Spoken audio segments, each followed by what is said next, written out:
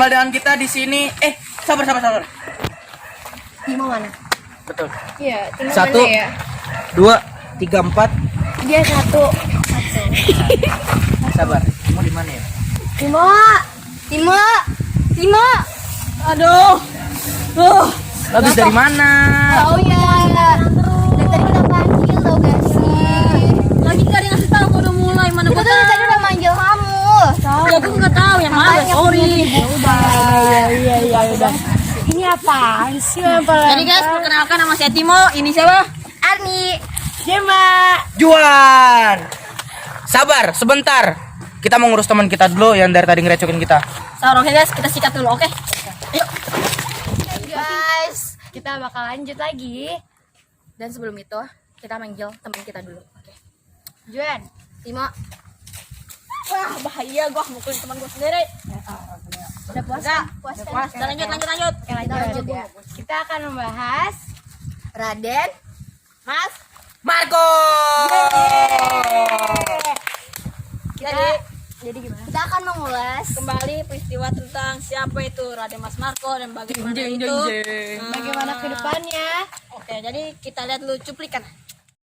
Raden Mas Marco Kartodikromo. Lahir pada tahun 1890 di Blora, Jawa Tengah, Hindia Belanda. Meninggal pada tahun 18 Maret 1932. Usia 42, Boven di Gol, Papua, Hindia Belanda. Ia meninggal karena penyakit malaria. Pekerjaan jurnalis penulis, tahun aktif 1911 dan 1926. Lahir dari keluarga golongan priai di Blora, Hindia Belanda. Pekerjaan pertama Kartodikromo adalah di Perkereta Apian Nasional. Muak dengan rasisme yang ditampilkan di sana, pada tahun 1911 ia pindah ke Bandung dan menemukan pekerjaan sebagai wartawan di Medan Priaji. Tahun berikutnya, ia pindah ke Surakarta dan bekerja dengan 2 media publikasi, Sarotomo dan Dunia Bergerak. Ia segera menulis dalam bagian penting melawan pemerintah kolonial Belanda yang menyebabkan penangkapan terhadap dirinya.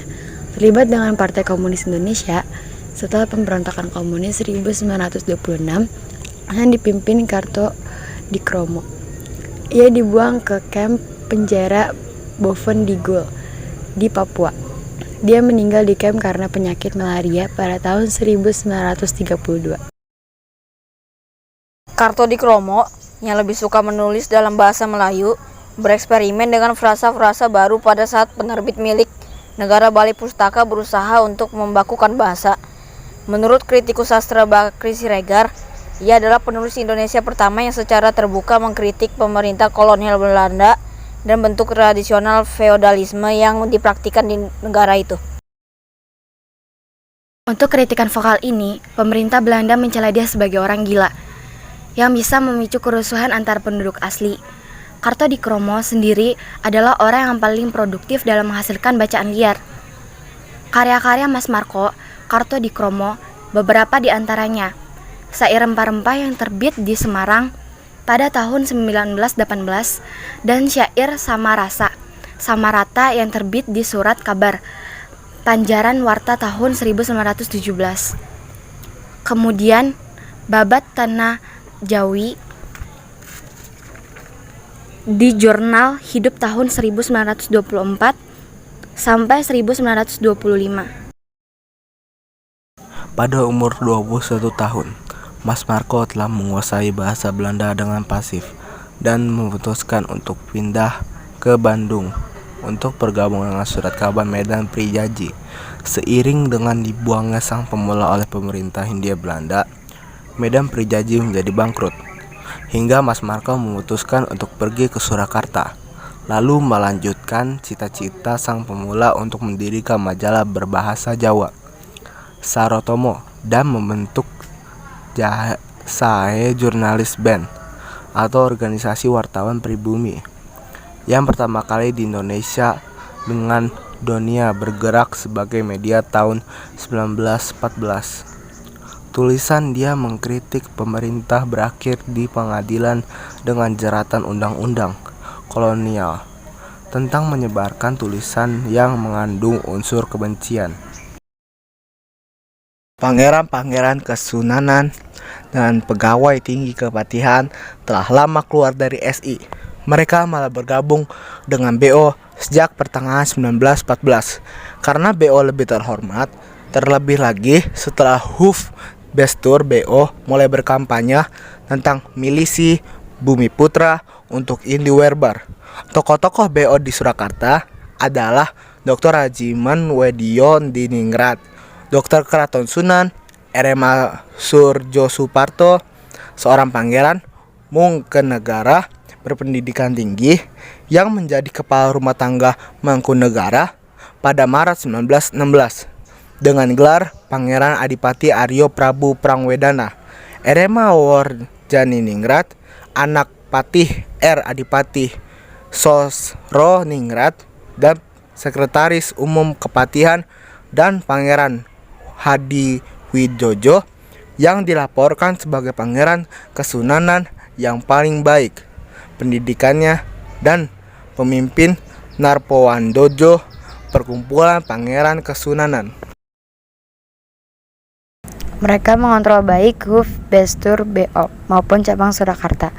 Dr. Rajiman Agustus 1914 sampai 1915, Surjo Suparto 1915 sampai Maret 1916, dan Warjaningrat Maret 1916 sampai 1922. Sukses memegang pemimpin pusat BO. Sementara Hadiwijoyo menjadi ketua cabang Surakarta dalam tahun-tahun itu. Mereka adalah tipe aristokrat Solo baru dalam zaman modern. Mereka semua tahu bahwa sekarang adalah zaman kemajuan dan pergerakan. Warjaningrat pernah diminta menjadi penasehat pemimpin SI sebagai pegawai kantor kepresidenan. Surjo Suparto pernah menulis laporan tentang Kongres SI pertama tahun 1913. Mereka menganggap diri sebagai orang-orang yang paling bermutu untuk memimpin bangkitan Bumi Putra. Bukan hanya karena mereka adalah pewaris tradisi Jawa yang sah, tapi juga karena mereka dapat pendidikan di Belanda. Dan dengan demikian berarti secara definitif lebih maju. Pegawai kesunanan dan Mangkunegara serta priai pemerintah lainnya yang bergabung dengan BO terus bertambah. Cabang-cabang BO mulai didirikan, bukan hanya di ibu kota Surakarta, tetapi juga di Klaten, Sragen, Boyolali, dan Wonogiri. Jumlah semua orang anggota BO di Surakarta mencapai angka 600 orang, yang membuatnya menjadi cabang BO non-militer yang terbesar dan sekaligus paling makmur. Yang tersisa di SI Surakarta hanyalah para jurnalis yang beralih menjadi pemimpin pergerakan. Tetapi Sarotomo berhenti terbit pada pertengahan 1914 karena kehabisan uang. Marto Darsono kembali ke pekerjaan lamanya sebagai pemimpin redaksi atau Pemret, Jawi Kanda dan Jawi Hiswara.